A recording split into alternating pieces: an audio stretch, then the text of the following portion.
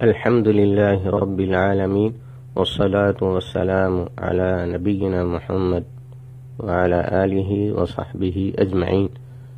ماہ محرم حرمت والے مہینوں میں سے ایک ہے۔ ماہ محرم کو یہ امتیازی فضیلت حاصل ہے کہ رمضان کے بعد اس مہینے کے نفلی روزوں کو دیگر نفلی روزوں سے افضل قرار دیا گیا ہے۔ خاص طور پر یوم عاشوراء یعنی 10 محرم کا روزہ، آپ صلی اللہ علیہ وسلم یوم عاشوراء کے روزے کا اہتمام فرماتے تھے۔ رسول اللہ صلی اللہ علیہ وسلم سے یوم عاشوراء کے روزے کے متعلق سوال کیا گیا تو آپ صلی اللہ علیہ وسلم نے فرمایا، یکفر السنۃ الماضیہ، یہ پچھلے ایک سال کے گناہوں کو مٹا دیتا ہے، رواہ مسلم۔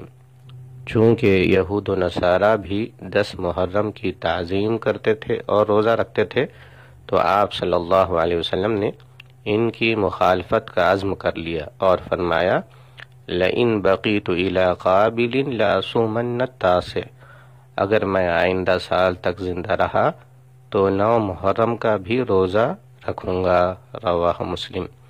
لہذا یہود و نصارہ کی مخالفت میں 10 محرم کے ساتھ 9 محرم کا بھی روزہ رکھنا چاہیے۔